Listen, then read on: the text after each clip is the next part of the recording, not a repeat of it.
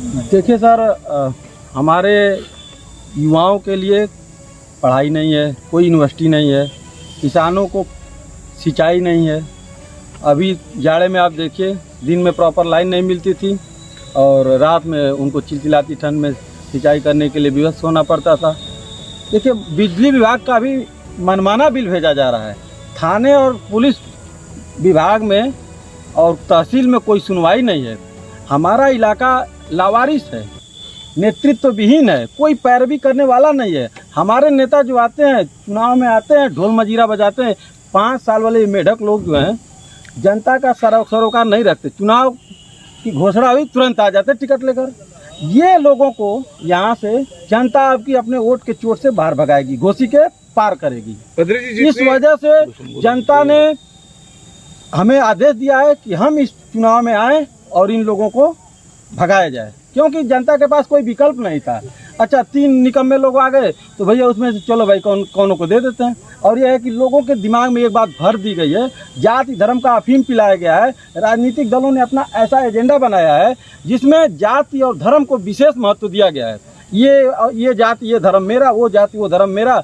घोसी नवनिर्माण मंच कहता है कि संपूर्ण घोसी की जनता हमारी है, संपूर्ण क्षेत्र हमारा है, संपूर्ण क्षेत्र पर होने वाली समस्याओं का समाधान दिलाना हमारा कर्तव्य होगा। ये जातिवादी पार्टियां बाद में परिवारवादी हो जाती हैं और जनता के अधिकारों को अपने घर ले जाती हैं। देख लीजिए, एक पार्टी है, हमारे यादव और मुसलमान भाइयों को कोई टिकट नहीं दे रही है और अपने सारे भाइयों को पार्लियामेंट में भेजना चाहती है। किसी को आजमगढ़ से तो किसी को फिरोजाबाद से, अपने परिवार के लोगों को मैनपुरी से बारी बारी से भेजते हैं। अब घोसी की जनता ने ये निर्णय लिया है कि घोसी में एम्स जैसी सुविधा मिलनी चाहिए, घोसी में इंजीनियरिंग कॉलेज खुलना चाहिए, घोसी में ऐसी व्यवस्था बनाई जानी चाहिए जिससे युवाओं को खेल कूद में आगे बढ़ने का अवसर मिले। हमारे यहाँ घोसी लोकसभा के अंदर जूट मिले, कताई मिले, चीनी मिले, सिल्क का कारोबार विश्वव्यापी पहचान रखता था, जिसमें मुस्लिम भाइयों के द्वारा बनाई गई सिल्क की साड़ियाँ हिंदू माताओं बहनों की पहली पसंद हुआ करती थी।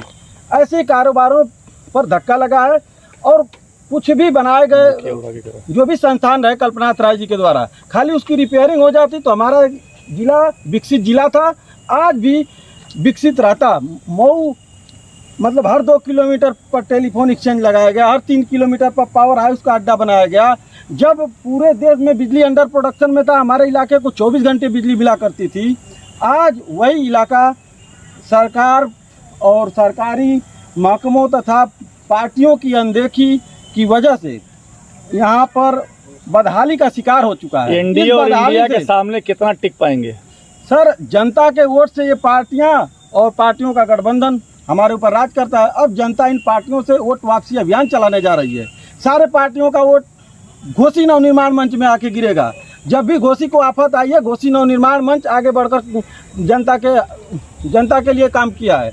हेल्थ कैंप लगाने की बात हो, प्लांटेशन प्रोग्राम की बात हो, जब भी गौड़ समाज का मुद्दा उठा हम लोगों ने उठाया, मछुआरा समाज का मुद्दा हमने उठाया।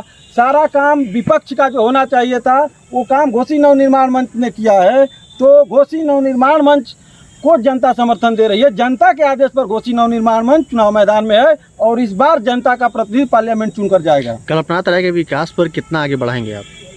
कल्पनाथ राय तो अब कोई नहीं बन सकता, मैं कल्पनाथ राय नहीं बन सकता, लेकिन कल्पनाथ राय जिन्होंने लैंडमार्क्स स्थापित किए हैं उनके चिन्हों पर चलकर इस जिला को एक बार फिर से विकसित जिला बनाया जाएगा और यहाँ पर युवाओं को रोजगार, महिलाओं के पढ़ने के लिए अच्छा महाविद्यालय जो कि आज तक नहीं बन पाया। बताइए ये लोग क्या कर रहे हैं?